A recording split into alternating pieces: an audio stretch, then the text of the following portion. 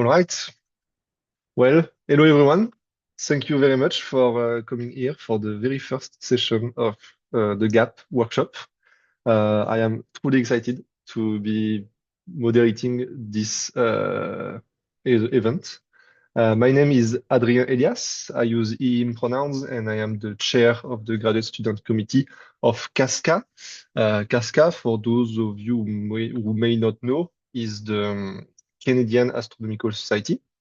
And this event, which is titled GAAP, a guide to apply to Astro Postdocs, has been co-organized by the Graduate Student Committee of CASCA and the Postdoc Committee of CASCA, whose representatives are Matthias Bravo and Emily Deibert, who is also going to be one of our speakers today. Let me share the slides because I realized I haven't started sharing them. Tac. You can just do this.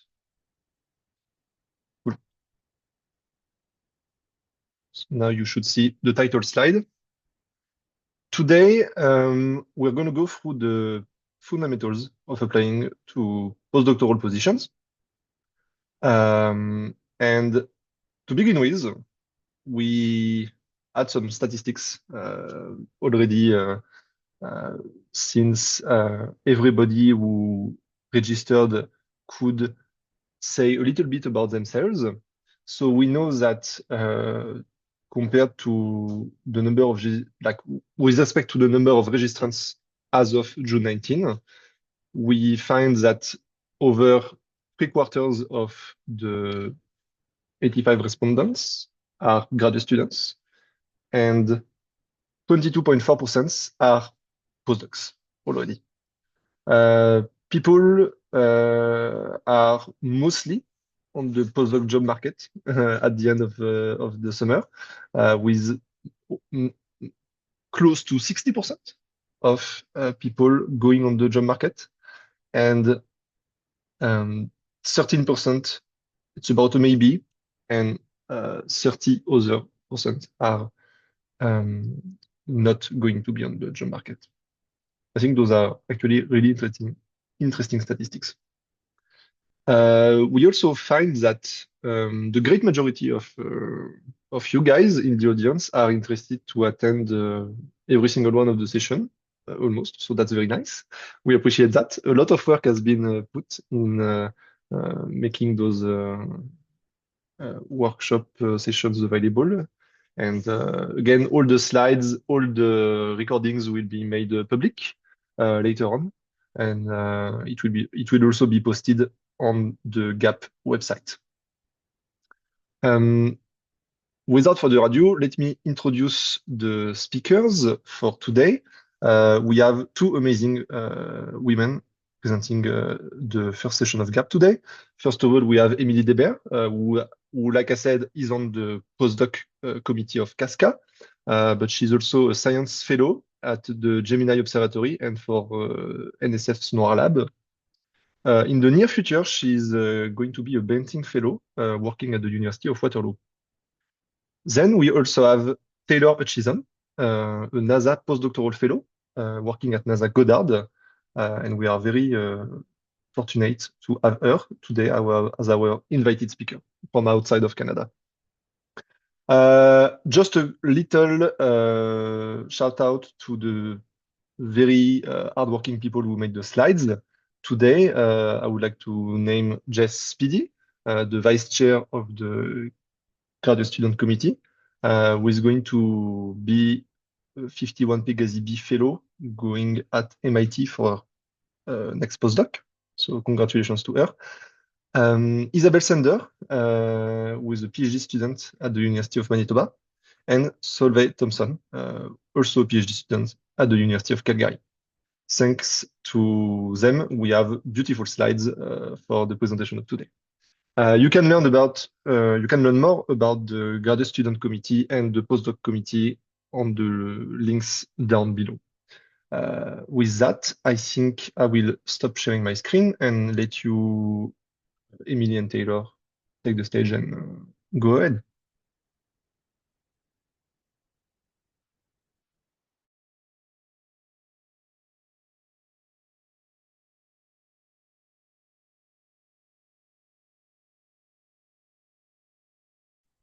Okay, I think you should all be able to see my slides now.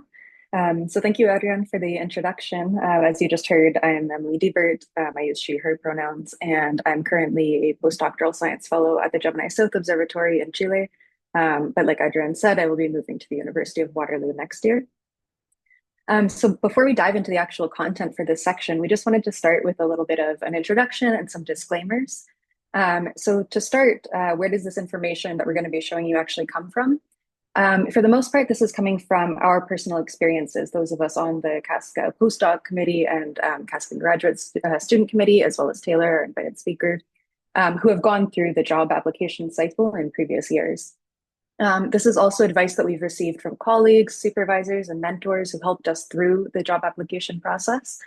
A lot of this also comes from a program called the Astronomy Mentorship Program for upcoming postdocs, or AMPUP.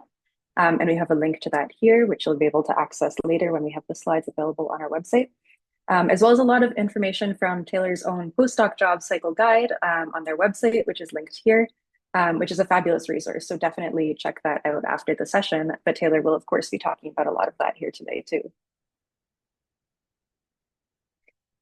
We've listed a lot of additional resources here that might be useful for you to check out afterwards as well. I won't go through them all in great detail right now, but these are just a few resources that have more information about what a postdoc is, how to apply for them, how to write your research proposal, and of course, there's more on Taylor's website as well. We also, of course, want to emphasize that the next 3 sessions of this GAAP workshop series will also go into this in more detail, particular different parts of the application. So if we don't cover something today that you're interested in, we might be covering it in one of the later sessions. So do check that out on our website if you haven't already. Feel free to register, or feel free to check out the recordings afterwards if you can't actually make it to those sessions. Okay, so to start, this is just a quick little rundown of the plan for today's workshop. We're going to start with a little bit of background and reflection on going through the job application cycle and what a postdoc actually is. We're then going to talk about how do you actually find postdoc opportunities, and then how do you understand what it is that they're asking for in these job applications. We'll talk briefly about the components of an application, but I do want to stress we're covering that in a lot more detail in the next section, the next session of GAAP. So we'll only talk about it briefly today. We'll go through the typical timeline for postdoc applications, as well as how you can set your priorities and your own expectations during this timeline, which can be quite lengthy. We'll have a little bit of a break at that point, just for everyone to stretch and have some coffee. And we'll finish off by talking a bit about how to stay organized and how to stay on top of your communication during all of this whole long process, as well as the importance of personal branding during applying for jobs. And we'll finish off with some questions. We've had a few submitted in advance by GAAP registrants, but we're also going to have an open Q&A. So if you have questions that come up, we will answer them at the end of the workshop. Feel free to put them in the chat during the session if you don't want to forget it. And with that, I'm going to pass it over to Taylor for the first section. Thanks, Emily. Yeah, so like Emily said, and like Adrian said, my name is Taylor Hutchison. My pronouns are she, they, and I am a NASA postdoctoral fellow at NASA Goddard. So for this is just kind of the general background and in process of this, application cycle. So just kind of overarching question, what is a postdoc? And so generally a postdoc, short for the postdoctoral researcher, associate, or fellow, is this temporary research position. It's held after your PhD. It's for some number of years, which we'll talk about in a little bit. And it's really common, especially in astronomy, as this, expected step towards a longer term career in the field. And many view it as this, connection between being a student and being a faculty member specifically. Postdocs are undertaken at a ton of different places, including universities, observatories, and research institutes worldwide. And the funding sources vary kind of dramatically across the board. You can have, funding from a supervisor's research grant, from a telescope or observatory, from the department, from organizations, private organizations, fellowships. It's kind of a very broad spread, and that's really important to kind of keep in mind in this cycle. So if you're kind of on the fence about this and you're kind of thinking about what do you actually do this postdoc position for, I feel like the main things to think about are it's to help carry out original research.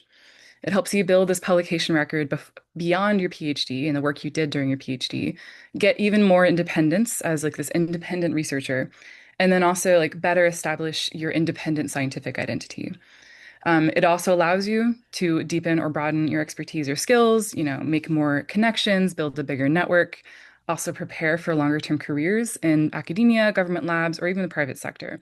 It's just, doing the work, gaining the skills, and building the network that you'll have, for future careers. So, as far as what a postdoc actually does, these are some examples, kind of the main themes. So, you have, the main one, which is focus intensely on research, often with a ton more freedom than you have in graduate school, depending on the supervisor you had in grad school. Also, publishing original research papers, and definitely the postdoc is often seen as like the most productive time for publishing your own research. Also, collaborating, working under faculty supervision or working with a local research group or, a supervisor at the national lab or, agency, traveling, presenting at conferences, kind of putting your name out there more, building a bigger presence in the field, building and leading collaborations, including, new observing proposals and collaborations that way. If there is interest, supervising or co-supervising students, be it undergraduate students or graduate students. And then an optional additional thing, depending on the kind of career trajectory that you're personally interested in, there is also often opportunities to teach undergraduate courses, sometimes even graduate level. A lot of opportunities lie there as well. So this is a really useful quote from this particular paper, which you've linked, which is a large portion of a postdoc's time is spent searching for and applying for long-term positions. So often viewed as one of the most productive years, they also can be one of the most stressful years due to this very like short-term transitory nature of our postdoc positions.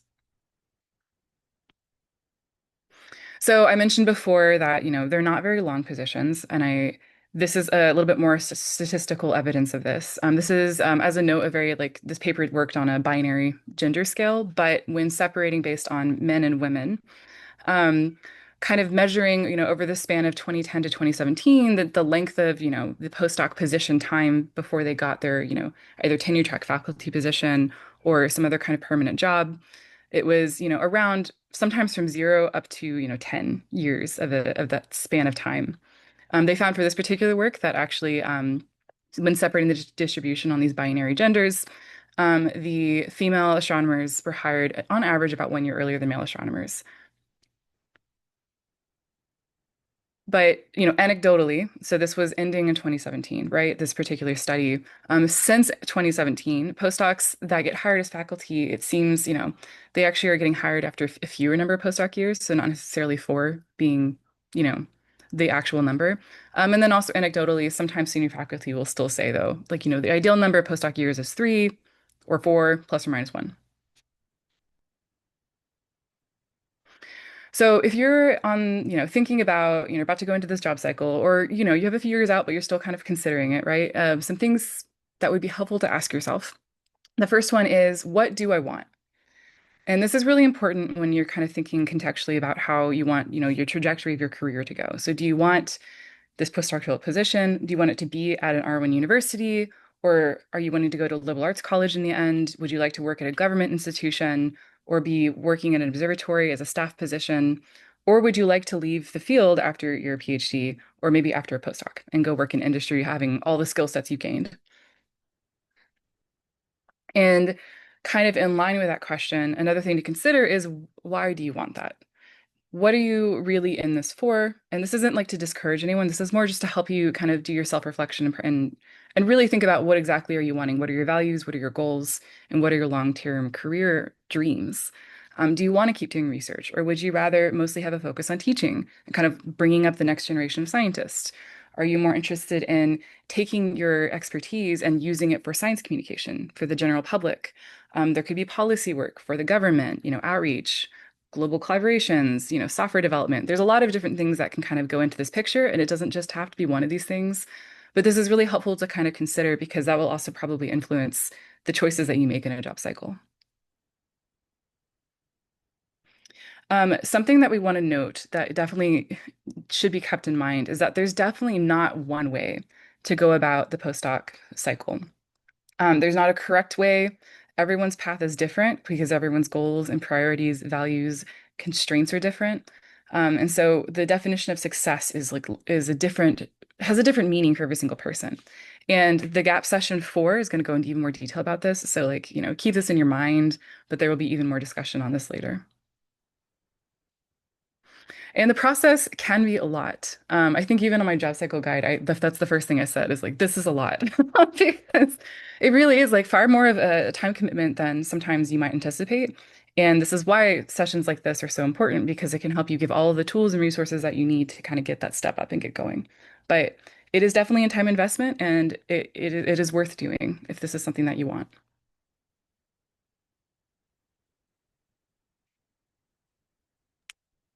Okay, so I will take over now and talk about how do you actually find these opportunities and understand what it is that they're asking for once you've decided that you do want to start applying for postdocs.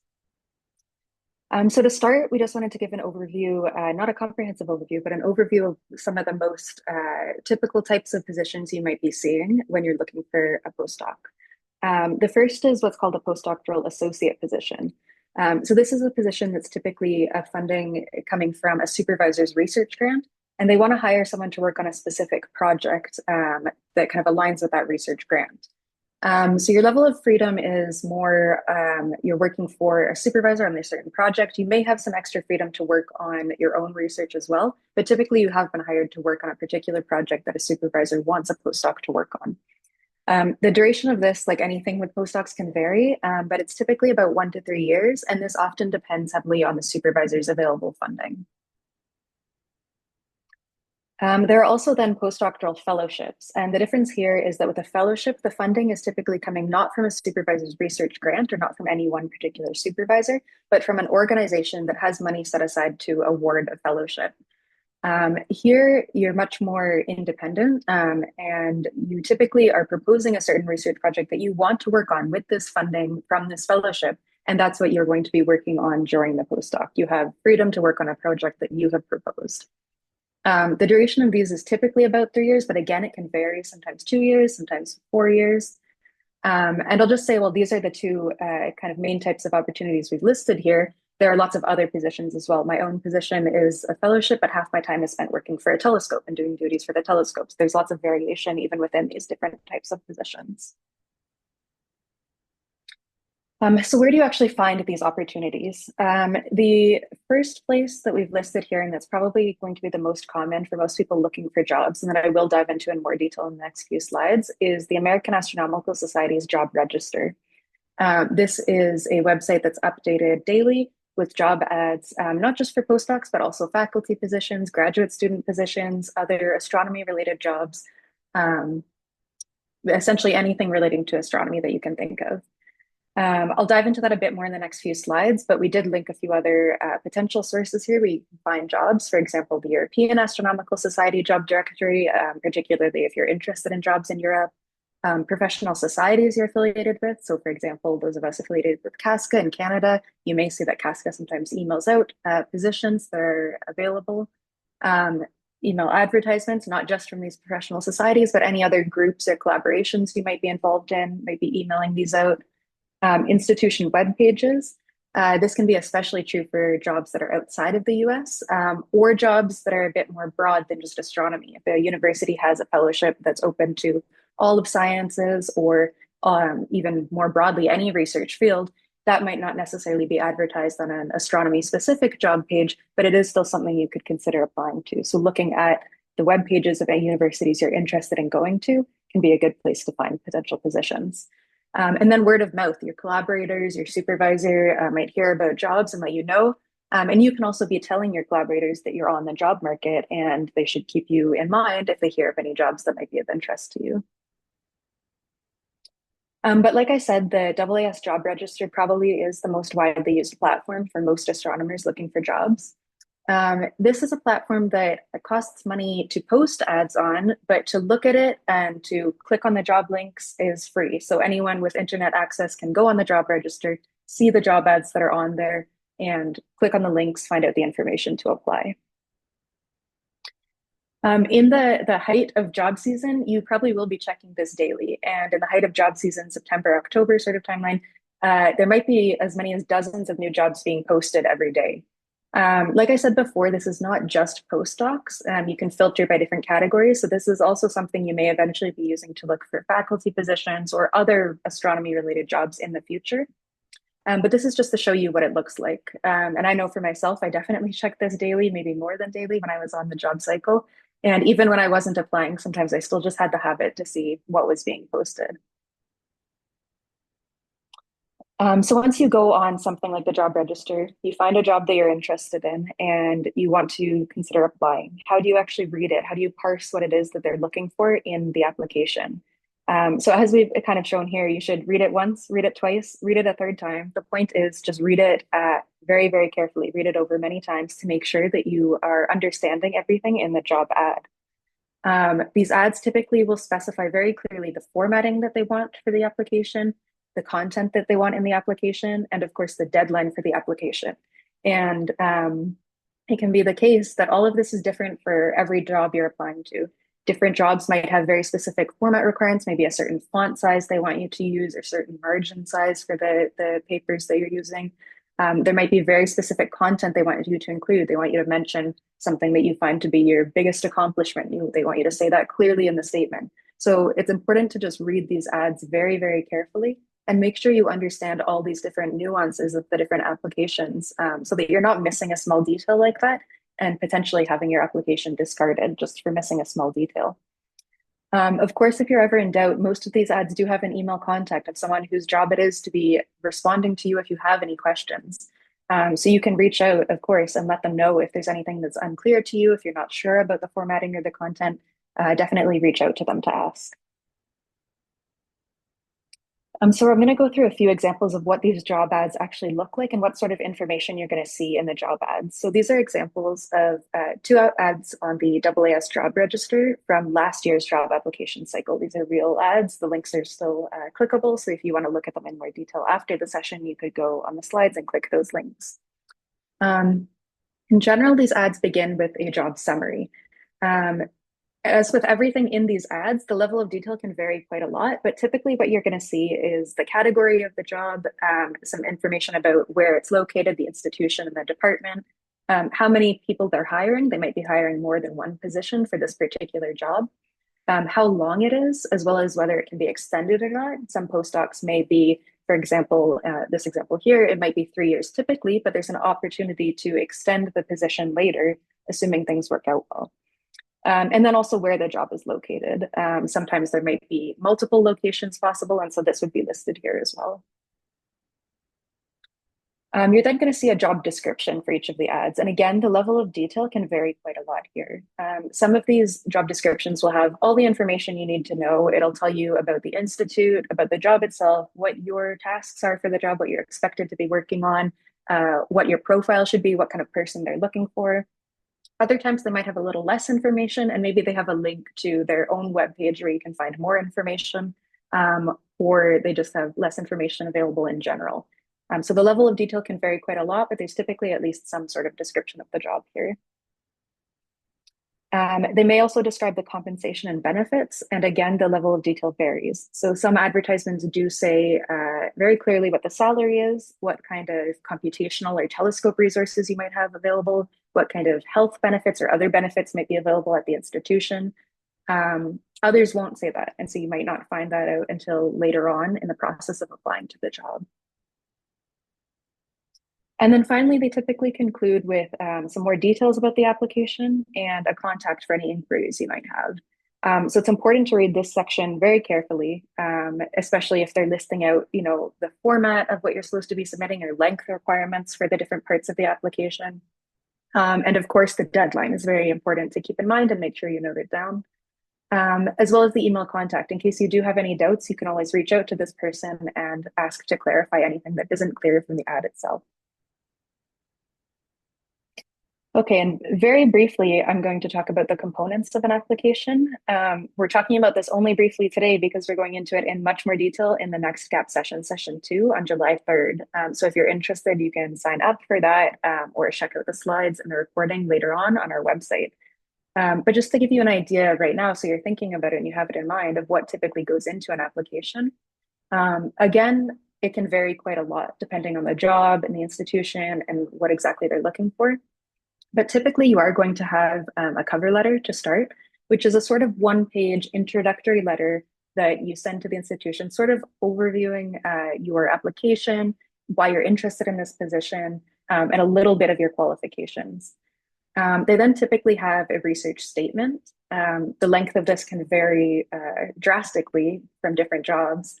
But this is typically a statement on your research interests and maybe your previous and current research that you're working on. Most applications will also ask for a research proposal. Again, the length of this can vary quite a lot, but this is a proposal of what you want to work on in the future in this particular job that you're applying for. They then also typically ask for a CV, and for reference letters. Some jobs ask for these upfront, some will ask for them later on in the process. The amount of letters that you're asked for can also vary quite a lot, but 3 tends to be typical.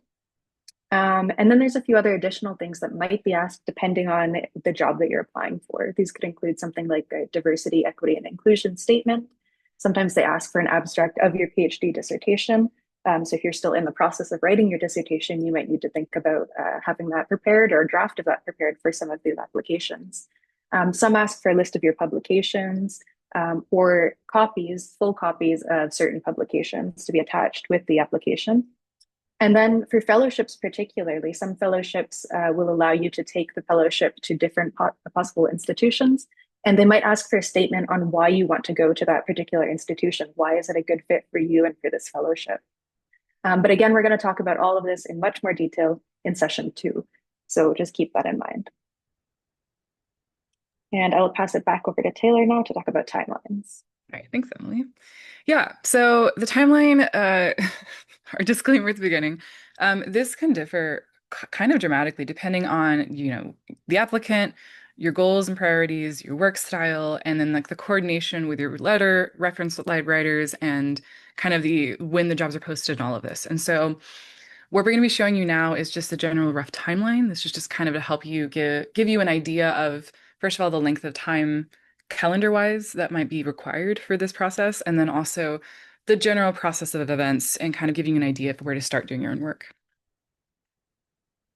So we're starting at the end of the summer. And so in July and August, kind of going towards the beginning of the fall academic year, this is when you start identifying the people you would like to work with, the places you'd like to work with, kind of asking yourself those questions we went over before. You also might start identifying the jobs and fellowships that you're most interested in, where you think you might be a good fit. And like we said, some of these jobs are posted, throughout the fall. And so you might not have all of these jobs available at the moment, but, of the ones that are already posted and of the fellowships that have, annual kind of deadlines, you can start identifying those and the deadlines that you do know and start planning for that. Additionally, this is the time to start taking, a second and thinking about the different letter writers you might want. So 3, like Emily said, is generally the number. Sometimes they might want more, but kind of identifying the 3 very strong letter writers and how they might fit into describing who you are as a scientist. I think there will be more discussion and advice on this in later GAAP sessions, but generally, like my advice is to kind of, and in later slides, but to kind of keep in mind, ideally they'll all touch on different parts of who you are and how you're amazing as a scientist and like as a person. And so kind of making the best combination of writers as you can. And then finally, start to get, bump up your CV, make sure all of your talks are up to date and all the conferences you've been to. And if you have a website, keep the website up to date, and I'll wax poetic about that later. So also in July is when you start brainstorming all of the ideas for your postdoctoral research program. And again, we'll definitely get into more detail on this in the GAAP session too, but this is mostly to note, this could be applied to your research statements and then your fellowship applications. And this might be a little bit different but for the different pieces, but more detail on that in session 2. So kind of going now towards the end of the summer and the beginning of the academic fall, this is when you start outlining your actual research proposal or statement. And you can start writing drafts. You can start, doing the outline and then fleshing out the outline to be a little bit more refined and then, writing it, all of that.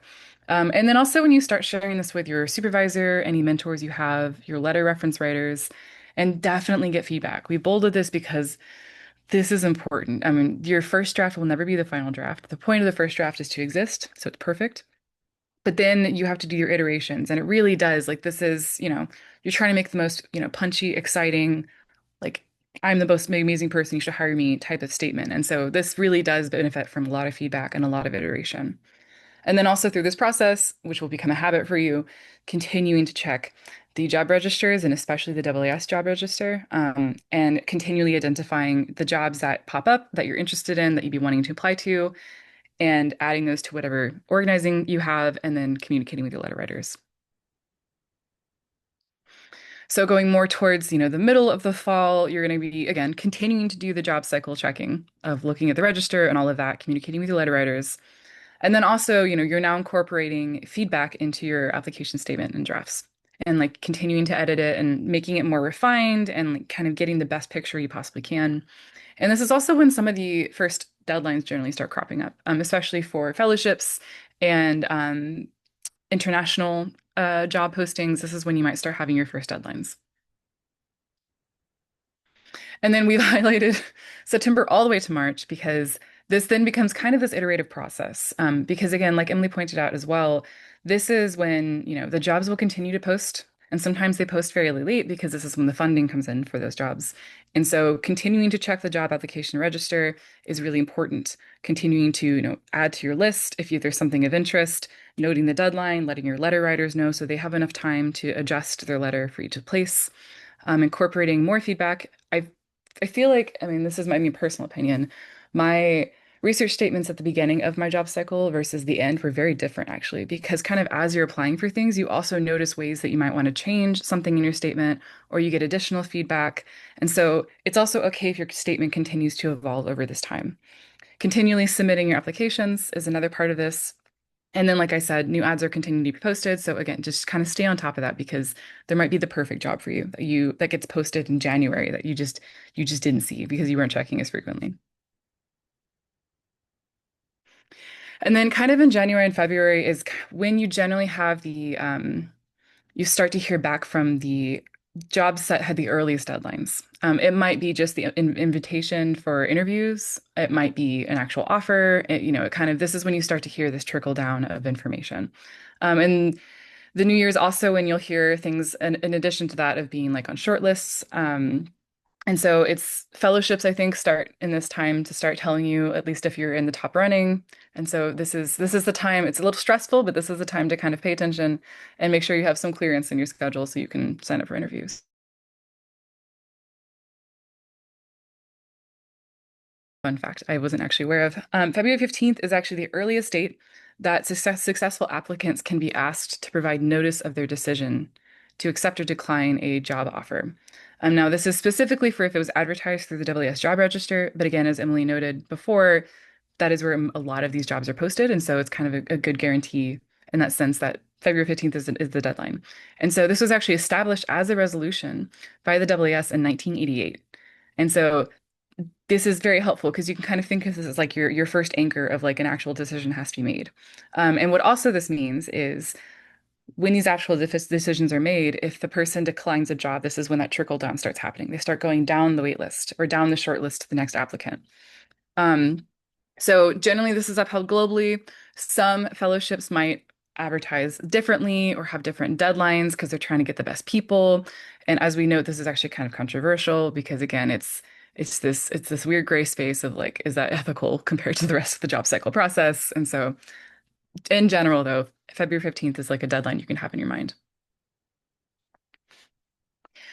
Here is an example, the screenshot of the resolution, if anyone's interested in reading it, but it is honestly wonderful this exists. And then another note, there are, kind of like I mentioned at the beginning, there are some earlier deadlines that might exist. And so some of the fellowships, especially European and Canadian fellowships specifically, but also some Australian fellowships and some fellowships in Asia, like there's a lot of different places where there might be earlier deadlines or just weird timelines for some of these fellowships, depending upon the cycle in that particular country. And so some examples from the 2024 to 2025 application season are these four listed here. One of them, I believe, might not be having a call this fall.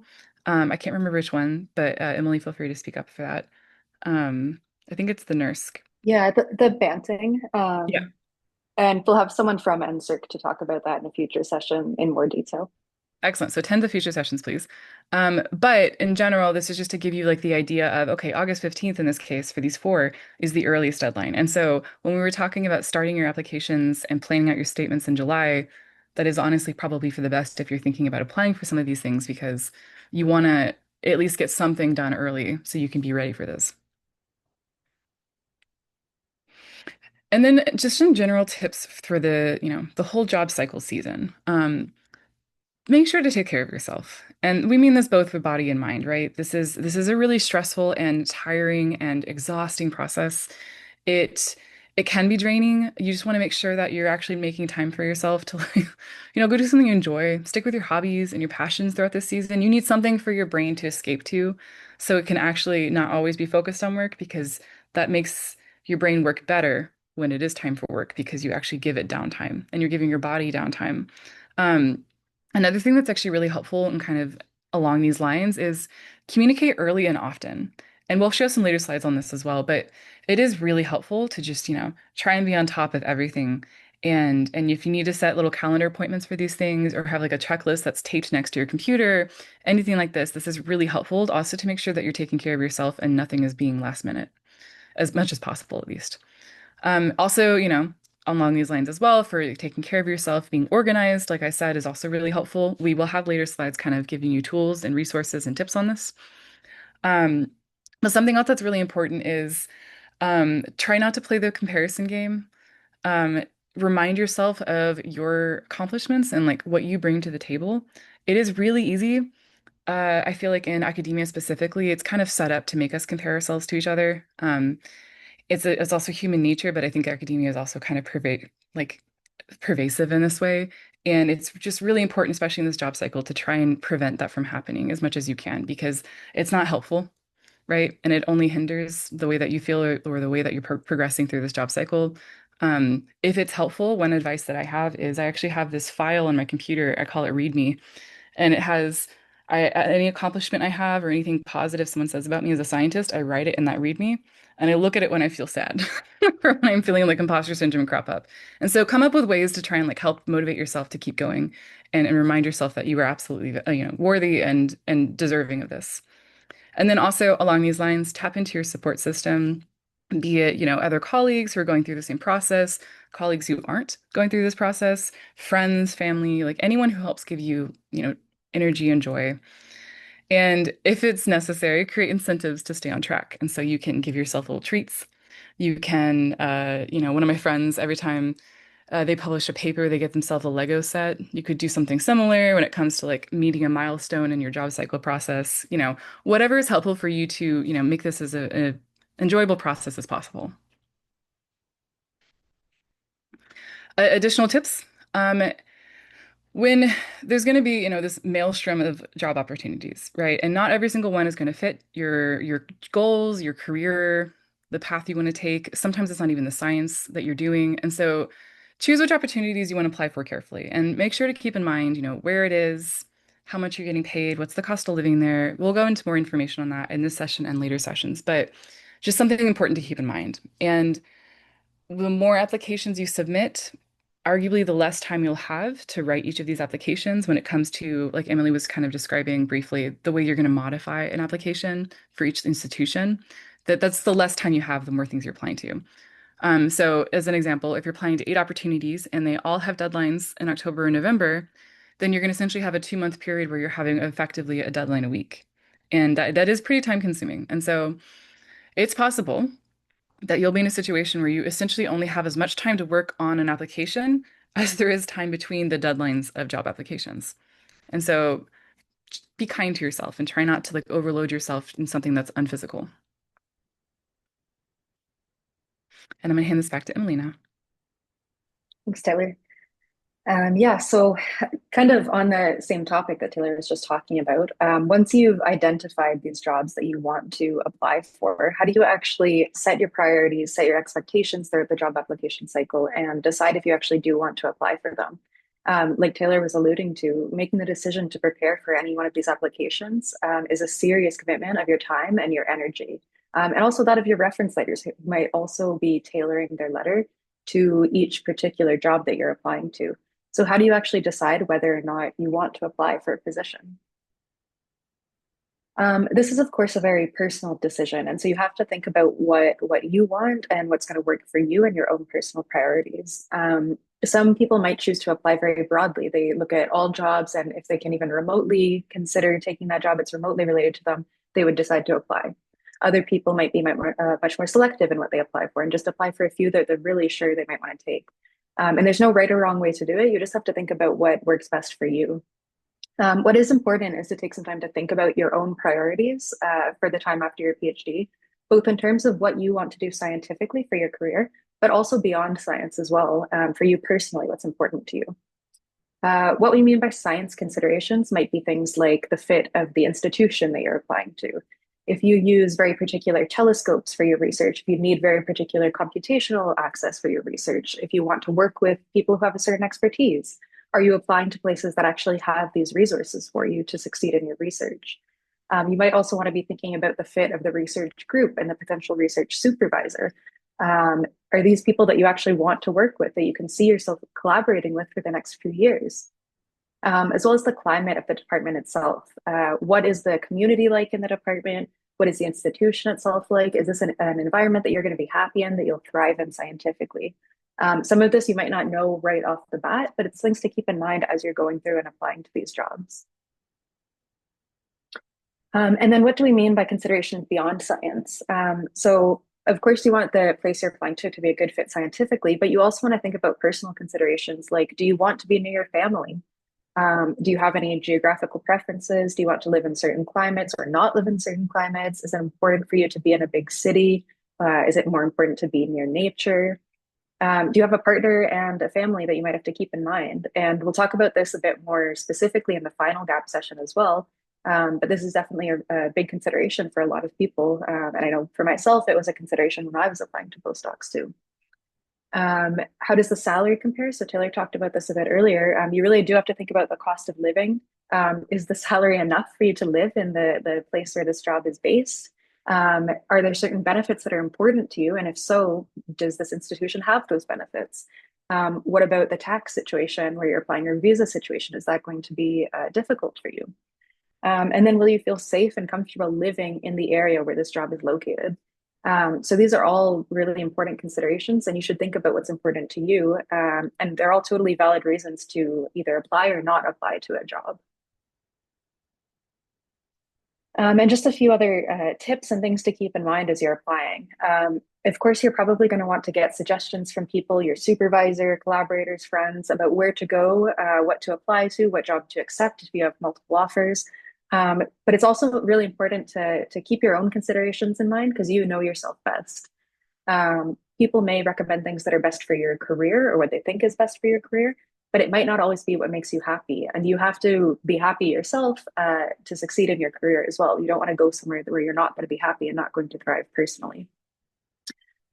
So really, at the end of the day, what it comes down to is trying to really feel if you can actually imagine yourself living in this place for potentially the next 3 years, and trust your gut. If a position, it might look great on paper scientifically for you, but if you feel like it's not somewhere you want to live, you're not going to be happy there, it's totally okay to not apply to the job for that reason. Okay, and as you've seen, as Taylor kind of outlined, this can be a many months long process, depending on how many jobs you're applying to, but it really is something that you potentially will be thinking about from August until, March or maybe even later, throughout what is probably the last year of your PhD. So what we really want to recommend is, as much as you can, treat applying for postdocs as a full-time job. The process can, at the height of it, take 100% of your time and energy, and this can last for months on end, especially if it's your first time. If you're on the job cycle again, maybe you've already gotten experience writing applications, and so you know a little bit more how to do it. You have stuff to work on from past applications. But if you're first time putting it together, it can be a lot of work to put together these research proposals. You might also be at this time working on finishing up papers to potentially have ready for your applications. And of course, you're still a PhD student at the time if you're still in your PhD. but it's normal and expected that you're not going to be as productive on your research at this time because you are doing something that is taking essentially 100% of your time in applying for postdocs. And so also keep in mind, applying for a job, not just a postdoc, but any job is a natural part of finishing grad school. You need to figure out what's next, and it's fair and valid for you to be spending your time doing that. So as much as you can, try to protect your time for applying to jobs. Know that this is expected for you to be working on jobs, and that you're not going to have as much time for your research, and that's okay. The process can be isolating at times. It can feel awkward at times. So it's really important to try to find people you feel comfortable confiding in, whether that is other students or other fellow postdocs who are applying to jobs, or whether you're more comfortable talking to people who are not applying for jobs, maybe a mentor. And also finding environments that you feel comfortable working on this in without distractions. Okay, so the next few slides, we just wanted to show a few, some statistics so you have an idea of, how many people are applying to these jobs, what kind of success rate you can expect. I want to show these with the caveat that this is data gathered from the American Institute of Physics, so maybe not relevant to all of us, but it's probably similar across different countries and different institutes. And we show this not to scare you necessarily, but just to let you know what the situation is. So the plot on the left, what it's showing really is that academic jobs are oversubscribed. The number of people graduating with PhDs in physics and in astronomy is high and has been getting higher in recent years, as you can see on the plot here. On the left, the bar graph is showing that in 2017 and 2018, there were about 300 PhDs granted in astronomy. So a lot of people are graduating with PhDs in astronomy. Some fraction of those are wanting to go into postdocs, and these jobs can be oversubscribed. In general, over the past 20 or so years, 25 years, the fraction of new astronomy PhD graduates, in the US at least, who end up accepting postdoc jobs is about 60%. Of course, that's not to say everyone is applying for postdoc jobs. A lot of people won't be applying for postdoc jobs, but roughly 60% were accepting postdoc jobs in the end. Something else to keep in mind as you're considering whether or not you actually want to apply for a postdoc, like we've mentioned before, is salary. And this is just to show that academia is not necessarily where the money is, right? This information from the American Institute of Physics found that new astronomy PhDs who hold government postdocs were better compensated than postdocs who are in academia, like at a traditional university position. But on the other hand, those who ended up working in the private sector were much better compensated than either postdocs in government positions or academia positions. So this is something to keep in mind too, that the salary is not necessarily comparable to what you might get if you do decide to go into industry. There's a lot more, papers and reports and publications that kind of dive into all of these trends that we won't have time to show in great detail here, but we've linked them all so that you can go look at them if you're interested in the slides after the session. Okay, and just one last thing I wanted to mention, because you probably will hear about this as you go through your job application cycle, is the astrophysics job rumor mill. So what is the job rumor mill? This is a forum, a web page that anyone can go on anonymously to post information or rumors that they've heard about jobs that are being advertised that year. So we wanted to mention it because you likely will hear about it as you're applying for jobs. And we wanted to give you an idea of what it's good for and what it's not so good for. What is it good for? It does provide a pretty comprehensive list of postdoc jobs that were advertised going back as far as 2010. So it can give you an idea, even before jobs start getting posted this year, of what sort of jobs are posted in previous years, which ones are posted every single year. So that's useful information to have. It also has links to those job ads typically, so you can go look at the job ad from the past year to see what they were asking for in the past. It can give you a sense of timelines. For example, if someone has applied for a job, they get an interview offer, they might go on the rumor mill and post, interview offers were sent out on January 1st.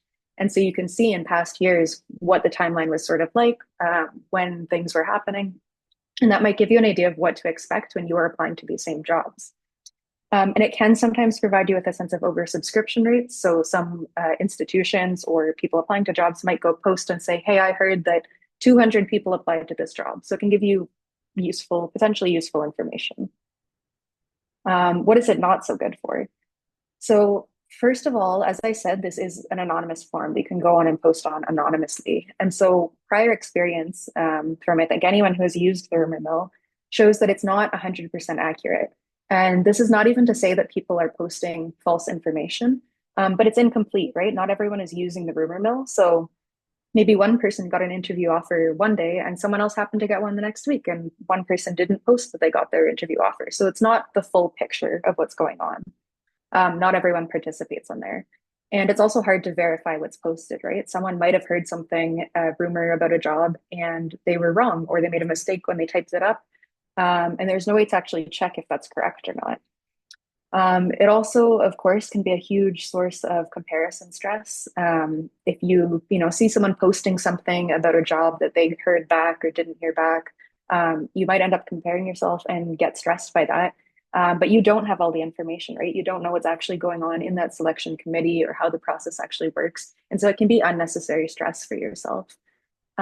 There's also, of course, confidentiality issues. It can be the case that people post rumors they've heard that someone didn't actually want to be posted there. And so that can definitely be problematic. And it creates a competitive atmosphere. So we say all this just to say, use the rumor mill with caution if you decide to use it. You probably will hear about it. So I think it's good to know what it is and know what to expect going into it.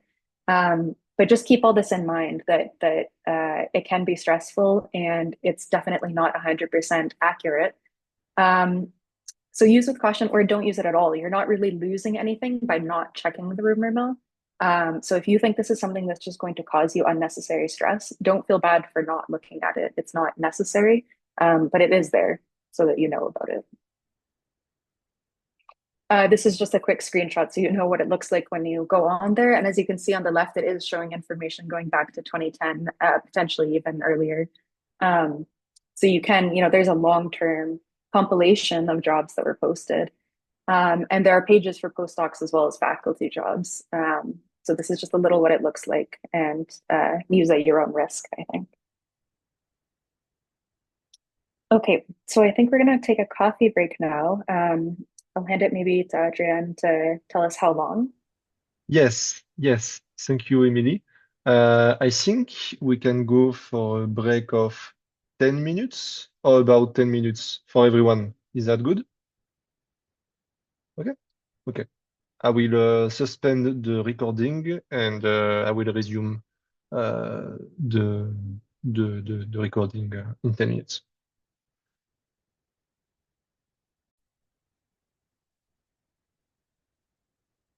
Okay. Are you ready, Emily and Taylor? Awesome. Cool. Yep, thanks. So I just resumed the recording. So whoever is doing the organization communication slide, please go ahead. Thanks. Yeah, that's me. So welcome back, everyone. Let's dive into organization and communication.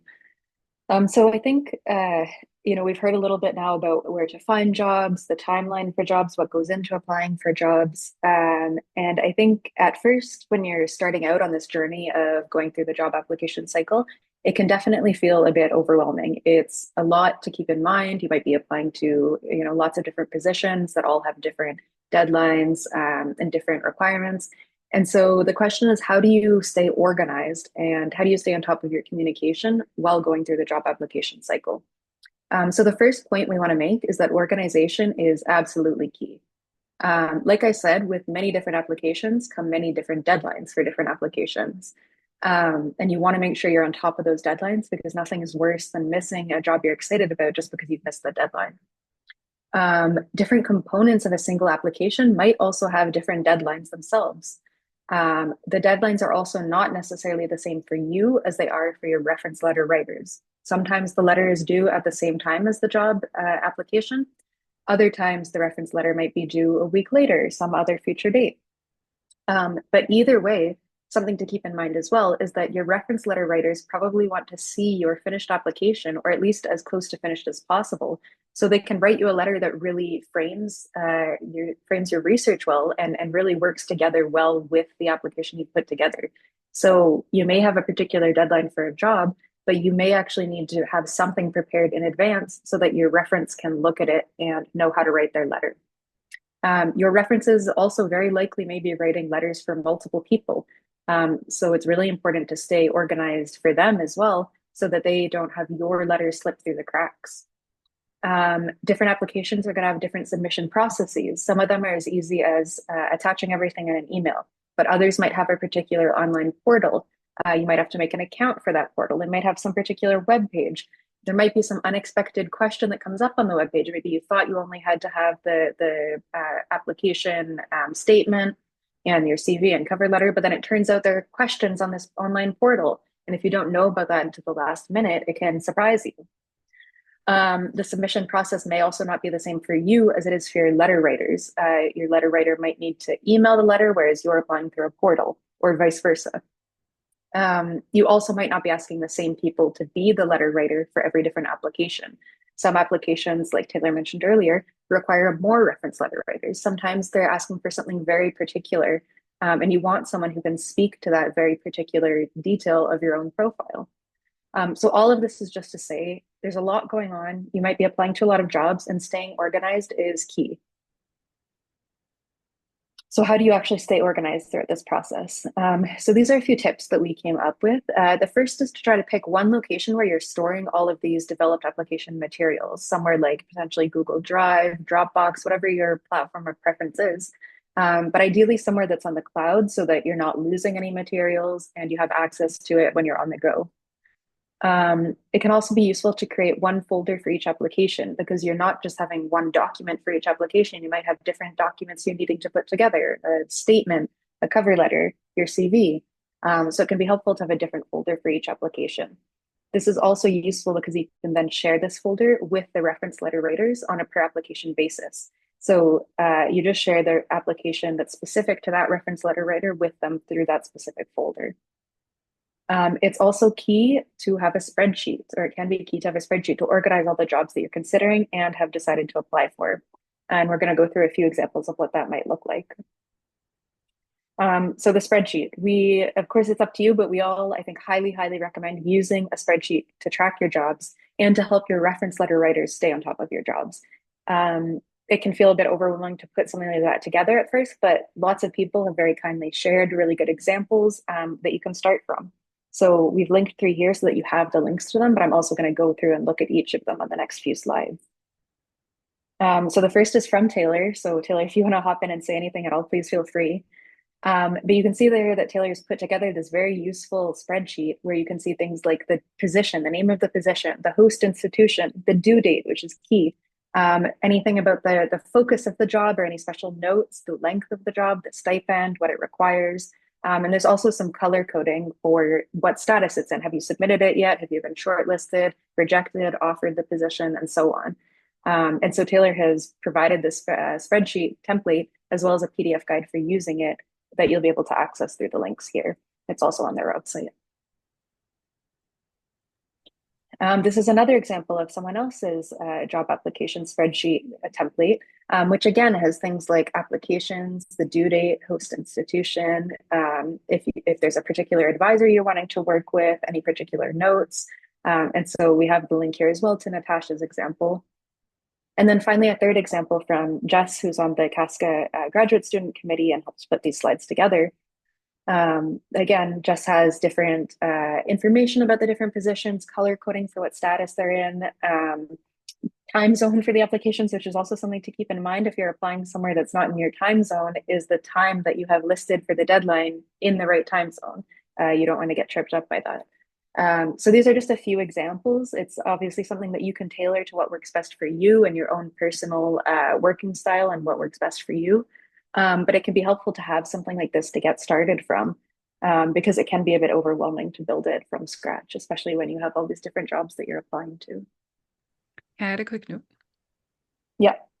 Yeah, so one more thing I want to mention here is you noticed these 3 different examples, but I also want to note that when you're building your spreadsheet, depending on the type of data science that you do, like I'm very observational focused, which is why there's a facility focus here. But if you're theory focused or you need supercomputing resources or anything, if that's helpful, definitely recommend making a column for that in your spreadsheet because for my example, the reason I have facility focus here is because in my statements, I made a point to touch on the facility access I'd have and what I'd use that facility access for with my science, because it kind of helps strengthen and bolster your statement a little bit more. So just an additional note for when you're crafting your own.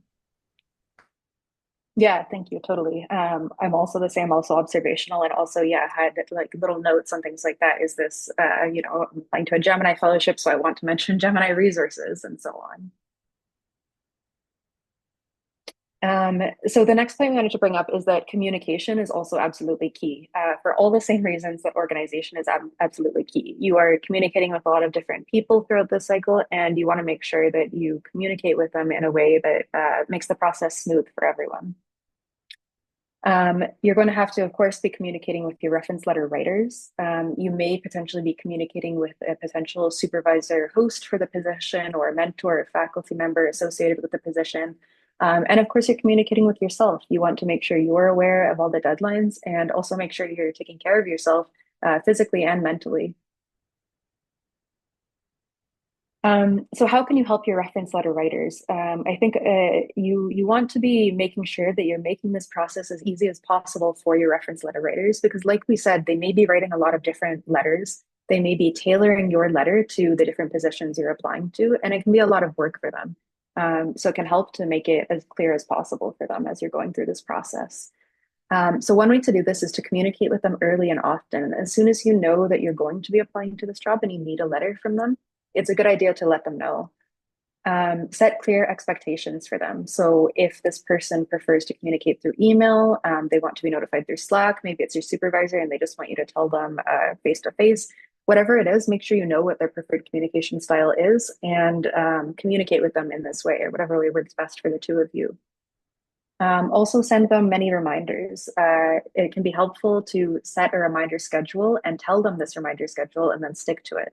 One example might be you're reminding them 2 weeks before the deadline, 1 week before the deadline, 3 days before the deadline. Like I said, they're probably working on a lot of other letters in addition to all their other duties for their job. So it can be helpful to have these reminders. It can also be helpful to share your spreadsheet directly with your reference letter writers and keep it updated so that they can easily go check, the link for the job that you're applying to, any special details. Like Taylor said, if you're applying with a certain resource that you want to use, they can keep that in mind as they're writing their letter for you. If you put the links in the spreadsheet to your application materials directly, that can be helpful too. They know where to go find your draft statement, so they can look at it when they're writing their letter. And that brings me to the next point, which is to share your draft of your application materials with them.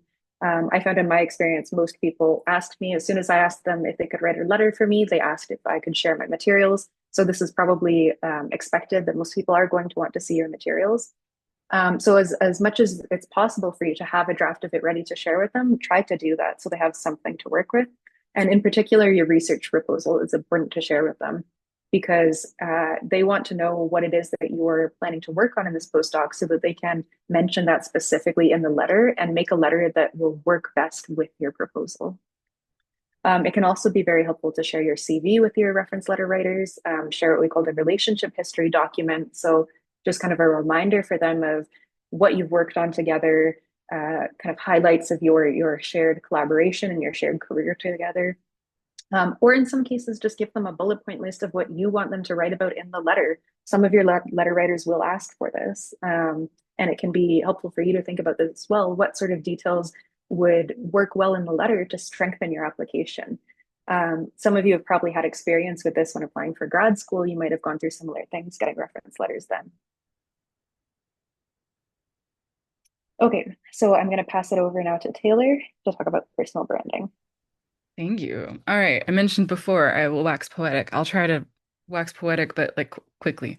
So, personal branding is actually pretty important, especially in this era of, everyone being eternally online and having a presence and all of that. So, in this case, as a scientist, it's a really important concept when pursuing a career in general. And in my opinion, and the opinion of other people on this committee, it's often underappreciated as an aspect of a scientist pursuing a career in science specifically. So the way that your personal branding manifests can be it manifests in very different ways. But one in particular that we're going to focus on is one of the controllable ones or aspects where it's specifically your online resources, your footprint, your profile. So if you want to hear a little bit more on personal branding in general, we have two links here, one from my website and one from Marketing for Scientists. Um, and again, just kind of like a helpful guide to kind of reflect on the way that we are perceived in many different aspects as a scientist. And so again, specifically about the personal website, one of the first things people do, I'm pretty sure maybe everyone on this call has done this. I definitely do this all the time. When you want to learn about someone in astronomy or in your science, you will type their name and then astronomy. And like the first thing that pops up or the first few things pops up is generally, hopefully, something about them that you can figure out the institution they're at, their email if you need that, literally just the basic information, right? It is really good in this modern era to be Googleable for jobs. I know that in the era of, increased surveillance and stuff, it might be kind of scary to be Googleable, but you don't have to put a lot on a website in order to have, enough information for someone who's looking for invited talks or SciComm opportunities or, inviting to apply to a job, things like that. So at minimum, the recommendation for having things on your personal website should contain ideally your contact information, your professional email address. If you don't want to put your institution one, you can have it maybe a professional Gmail or some other kind of platform email address. Your current stage and affiliation. This is helpful so that they know, oh, are they still at this particular location or did they leave? Or oh, are they still PhD student or did they graduate by now? Like having that kind of up-to-date information is actually really helpful because institutions aren't always the best at updating their profiles of their researchers. And then if you're interested, a brief description of what you do and or your research area. And it could even just be a list of keywords, right? Like the type of keywords you put at the end of a publication's abstract. Like it could be the bare minimum is all you need if that's all you want to have as a Googleable thing. And then of course you could always put more things on. So for making your website, generally there's two things that you'll need to get that going. You need content, the stuff that you write. And then you also need a hosting service. And so there's a ton of different ways you can do this, and they don't have to cost money. Um, One of the ways, if you're more like programming interested, you can do existing HTML or CSS templates. Um, where you kind of hard code changes and you can refresh a page and see the changes real time and that you can create your content that way. Department web servers often have a way for you to, essentially like port the HTML code to that particular location and they host your website on their website. Or you can host all that on GitHub. And we note here that, your GitHub username .github.io actually, is really common in astronomy for people where they host their websites. And so it has quite a bit of street cred as far as a URL for a website. It is, though, as a side note, if you do this, my recommendation is always reflect on your GitHub username. If it's not like what you'd want your URL to be, maybe now is the time to change that before you commit much further. So just consider trying, just think about that before you make it into the username for your website as well. But then separately, like if you're not HTML interested, and like the hard coding side of it, there are plenty of websites that are the more graphical interfaces. And so there's Squarespace, Wix, Google Sites, a ton of other places that are free or have, free options and then paid and, more abilities. And they provide these non-coding GUI versions of making your website and kind of crafting it. You'll obviously have less control with those if you're like me, where you want to like be able to move things by the millimeter, but it is a lot easier to get something up and running and have it easier to manage if that's something that is how your brain works. So here is a list. The first bullets are from my website, from the job cycle guide. I just kind of eventually I'll actually make a separate like whole thesis about personal branding some other place on my website. But for now, these are, some examples of either, getting an HTML template and putting it on GitHub pages or these, graphical interface websites that you can just kind of get started. And I will highlight specifically the third bullet point, which is card.co. If you just want something basic like your name, your email, maybe link your CV or say CV by request or something, those are one-page websites that can be scrolling as long as you want, or it can be literally like a little business card. And that's all it is. And it's just this little business card online that someone, when they Google you, can find. And so just things to consider. We can also talk way more about this in the question section if that's helpful. But then also linked here are additional suggestions from Jess specifically. Squarespace is a really powerful one. And then, yeah, more template options for free HTML templates. There's honestly a ton of ways to do this and a ton of opportunities there. All right. And I think we're moving on to questions now.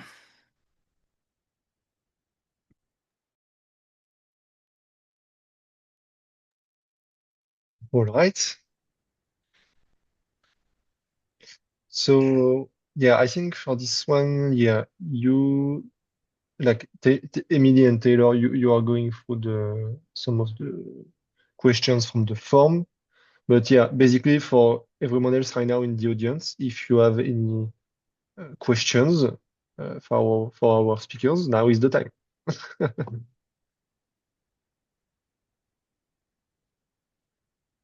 Yeah, but I think we can start from a couple that were submitted to us.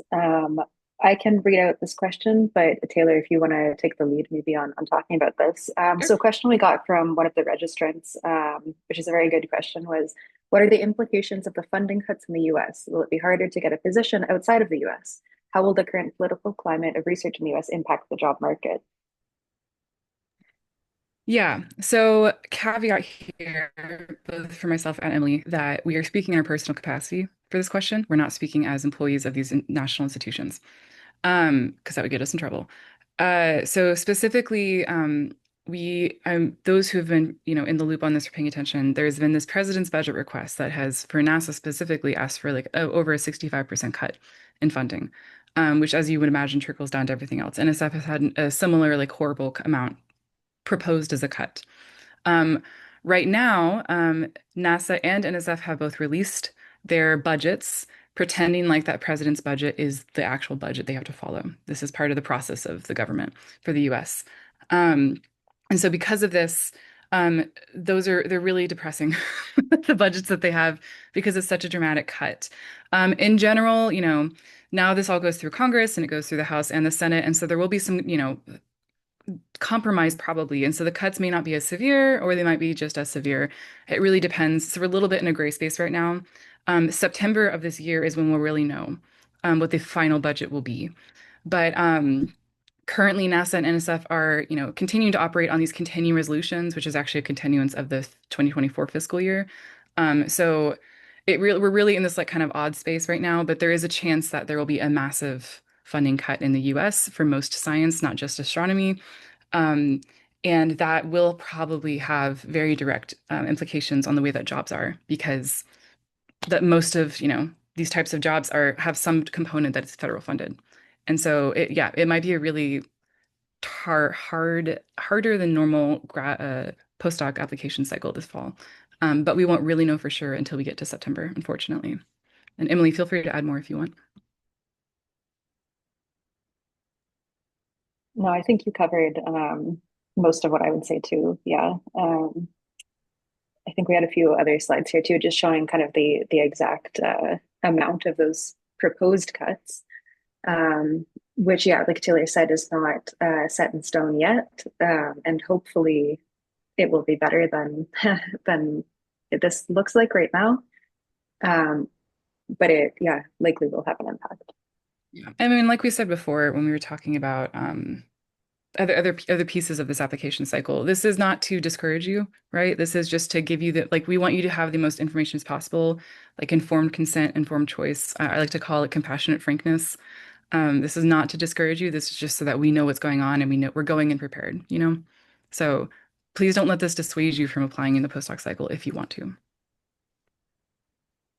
And then, yes, so this is the NRAO budget outlook specifically. And so again, this is just emphasizing that these are the start of this dialogue, and the budget will either be mitigated or dismissed by September when they finally rule on it at the beginning, right before the next fiscal cycle for the US government. Yeah. And then one final thing with this is, yeah, as you'd imagine, if there's a ton of funding cuts, that's going to impact, for NASA specifically, that will impact the space telescopes. The budget allowed for funding for programs that are accepted in the space telescopes, which sometimes is often where postdoc money comes from, or grad student funding. and then also would impact things like the NASA Hubble Fellowship. In this particular case, they're trying to protect the NASA Hubble Fellowship, but it really just depends on how much money is left over in the end.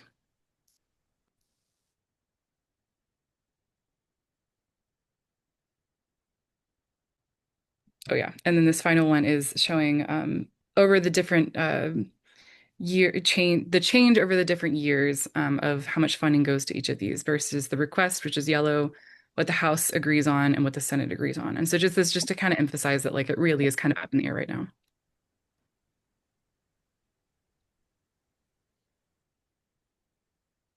Yeah, so I think the main takeaway from all of that, like Taylor said, is we won't know until later this year. But we've linked some resources if you want to learn more, and also particularly if you live in the US and want to take action.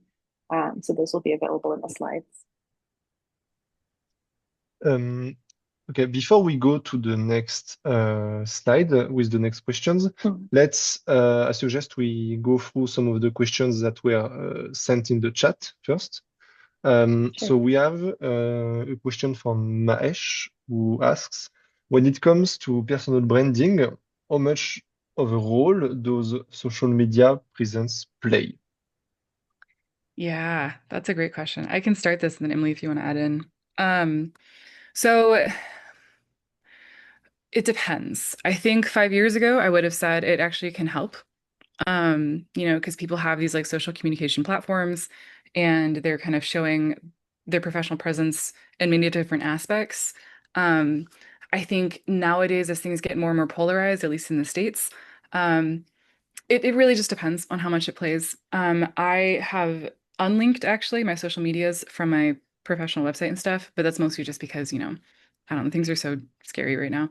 But I think there are ways you can definitely take advantage of it, especially if your interest is along the lines of, science policy or science communication, any of these things. Definitely you can leverage this, right? You can take advantage of having like you can have a personal profile and you can also have a professional profile. And the professional profile can be super curated. And so there are absolutely ways you can leverage your personal branding that way. Kind of in that vein, advice I give is if you pick a username, this goes back to my GitHub comment. If you pick a username that is like catchy and doesn't have a ton of numbers in it and like is really descriptive to you, and you can use that as your GitHub username, which then becomes, if you host your website there, your GitHub URL for your website. If it's unique enough, chances are it might be available on all of the platforms, right? So then you could have it be your professional Gmail address if you want something like that, or it can be your handle for these social media accounts for your professional profile. And then that's a really good like linking branding where it's your content, it's almost like your username, your brand, your name is linked that way. And so I think it depends. My answer is it depends on the goals that you have, but you can make social media presence have a role in your personal branding. And then you can also separately have it not actually be an impact. And Emily, feel free to add more. No, I think you covered it fully. Yeah, I personally don't have like an astronomy specific social media accounts, but I do have friends and colleagues who do, like Taylor said, have accounts that are kind of specific for their astronomy. They're quite tailored for that and curated for that. And they do sometimes mention them if it's relevant for the position they're applying to. They might mention that or put it on their CV. So yeah, it's definitely something I think you can curate yourself, but you don't have to. Thank you. Dave is asking, spending multiple months full-time on the postdoc process is not realistic for everyone. What suggestions would you have for someone with a much more limited amount of time for the process? Emily, you want to start this one? Sure. Yeah. I definitely agree. It's difficult to work on it. It can depend a lot as well on your supervisor and what other things you have going on in your department. If you're working outside of your post or graduate school, things like that. So I think in that case, it can be really important. My advice, at least, would be it's important to consider the jobs you're applying to. If your time is limited, you might not want to, rapid fire apply to every single job you see, but spend the time to think which jobs are really important to you, which ones are kind of your top choices of jobs, and focus your time on that.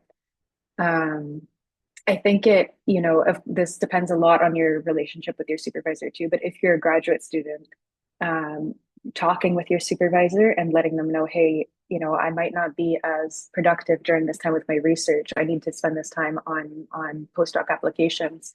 Obviously, that's going to vary, though. You'd hope that most supervisors are going to be supportive of that and understanding of that. But I know realistically, it's not the case that all supervisors are going to be okay with you spending a little less time on research. But I think if it's something you're comfortable with having that discussion with your supervisor, that can hopefully help too. But yeah, my main piece of advice would be to try to really think carefully about which jobs you're applying to in that case. Yeah, I definitely second everything Emily said. I think also something you could maybe do is, in that case, maybe make sure you have dedicated time in your weekly calendar scheduled just for this, and like have it be like treasured, protected time, right? And then that could just be, like if it's like an hour a day or like 2 hours on 2 days that week or something, that can just be your focus time on this, and maybe that can help you, also center yourself and kind of get stuff done. I think another way you can maybe game the system a little bit is we talk about, I mean, the future gap sessions are also going to talk more about how to make your statements, your research statements and stuff, but you could write your research statements in a way where you're planning to make it as easy as possible to adjust the material for each institution. And so you can kind of think of this as you're building it and as you're crafting it to kind of game it as much as you can to take the most advantage of the time that you do have to work on this. But yes, that's very fair that not everyone has this time. Thank you.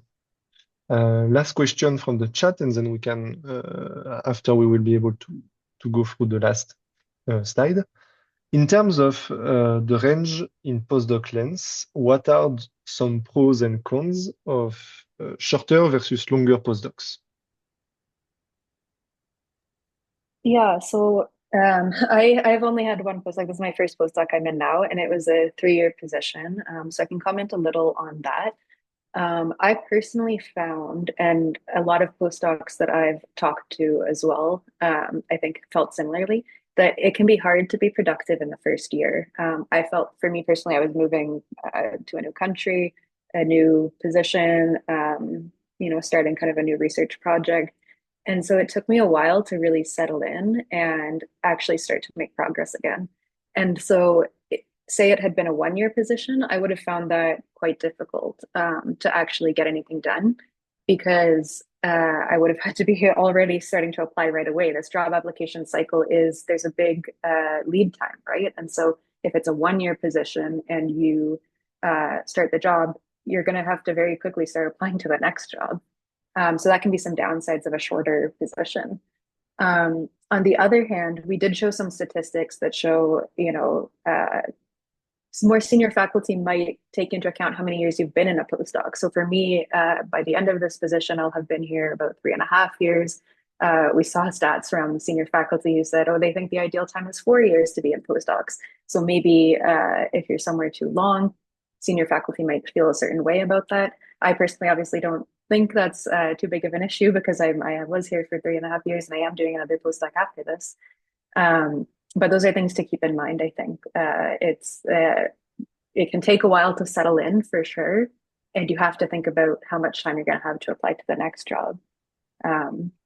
Taylor, you might have stuff to add to that too.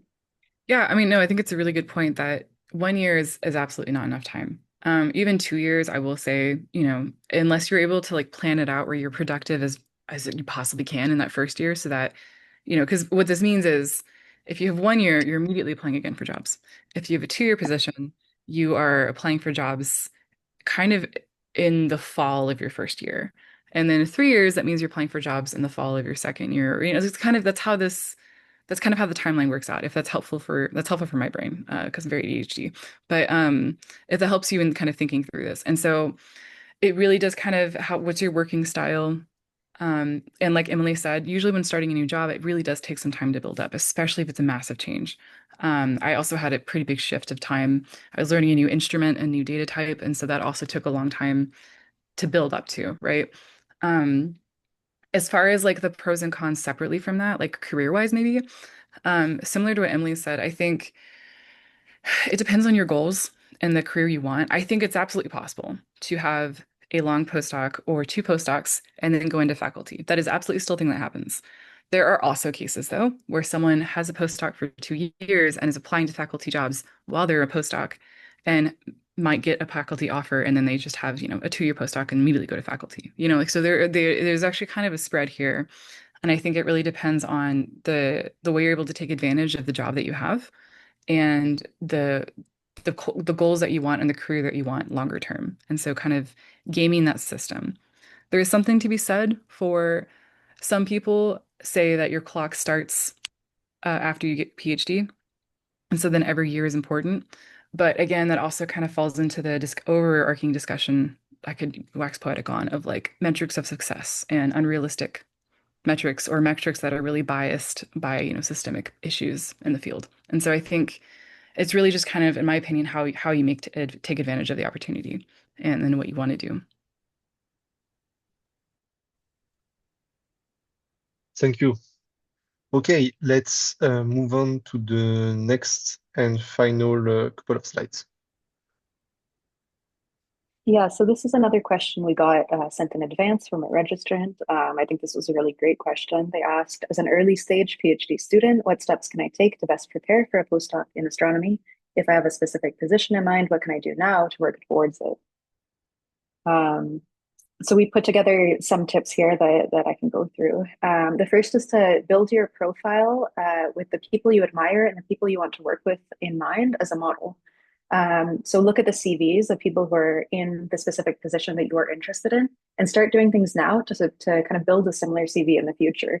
And so that doesn't just mean necessarily, publishing as many papers as them or anything like that, but also looking at what kind of service work they're doing, what kind of leadership work they've done, outreach and science communication, what conferences they're going to, where they're giving talks and presentations, mentorship they've been a part of, and so much more. So looking at other people's CVs, which hopefully are on their website, is a good first step.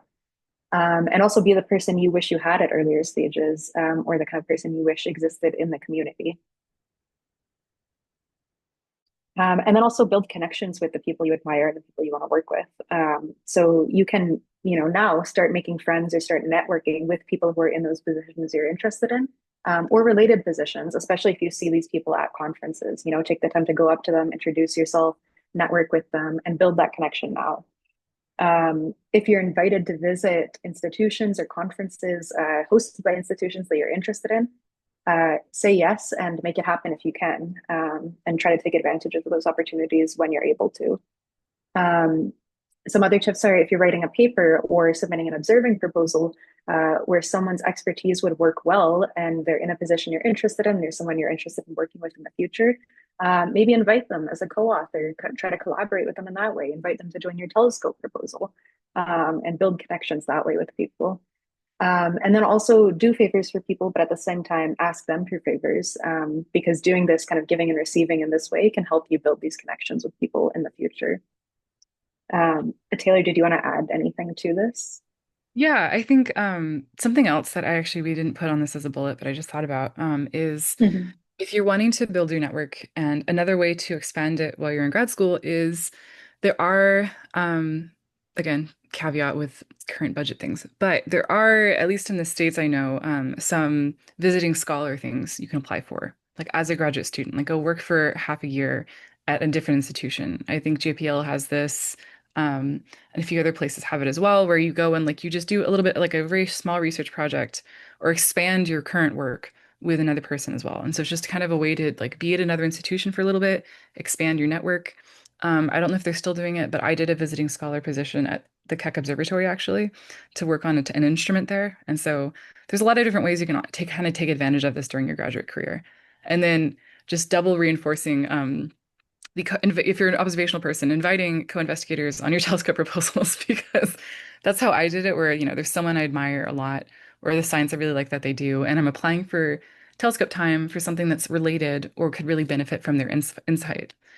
Inviting them to join a proposal is an excellent way to network, because then if you get the time, especially if you get the time and money, then this is now a co-author and you've now made that connection. And also when it comes to applying for jobs, that is an excellent person potentially to have as a resource for a letter writer, because they can talk about how you took leadership in making this connection and the leadership you have as a scientist. And it's a really interesting, like unique insight for a letter writer specifically. So just things to think about.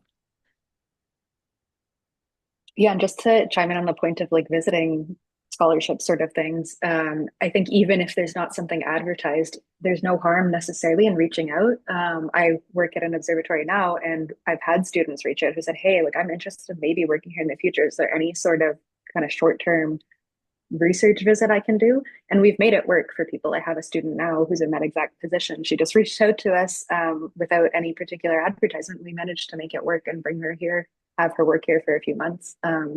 So I think there's really no harm. The worst that's going to happen is they'll say no. Yeah. Oh, and one more thing. On the more like skill set building side, if you find that you are working like the science that you're doing, you don't really get access to like a particular technique or a particular analysis tool. Like if you're doing work and you don't really find you're working on big data sets as much because you're doing individual galaxies or something like that, and you want that skill, either trying to find a side project maybe you could work on your spare time, or maybe what I do is I come up with a hobby, like some kind of fun idea where like oh look, I'll pull down like the gas prices changing over time or something, and like when I'm bored but want to be productive, I'll go learn how to use this package with some kind of application of science or data set. And then you're building the skills that you aren't able to build doing your research because it doesn't work or it doesn't apply, but you still have this toolkit now that you're building. And so maybe also keep that in mind. If there's any skill sets you're wanting to build that you can't use in your current research, there's other ways you can also, put that in your repertoire without, having it be too disruptive or too time consuming.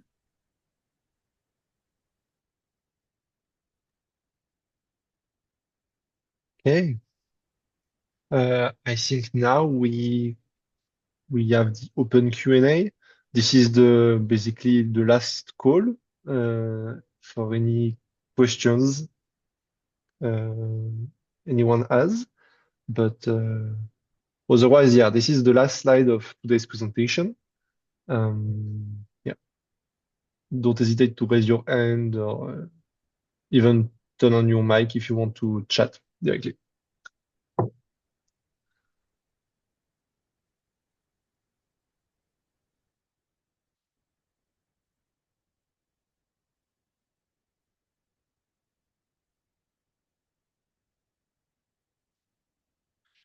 Well, thank you, Swarali, for the nice compliment.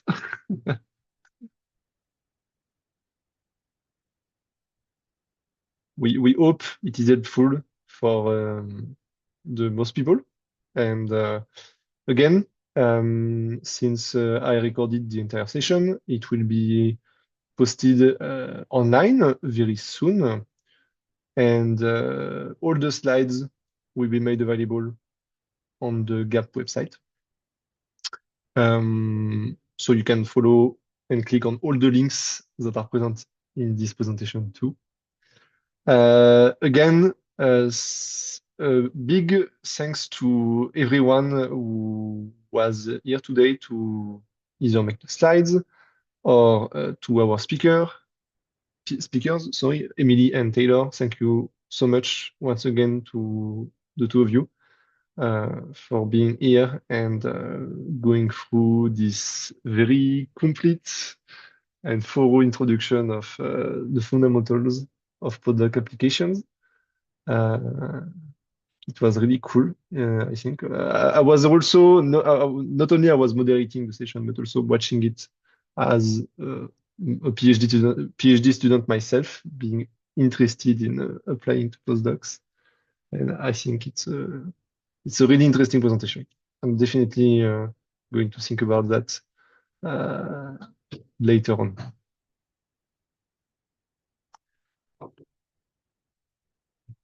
Okay. If there are no other questions, I think we can call it a day. And yeah, thank you everyone for coming. And we'll see you in 2 weeks for the session 2 of GAAP, which will be about writing your research statement.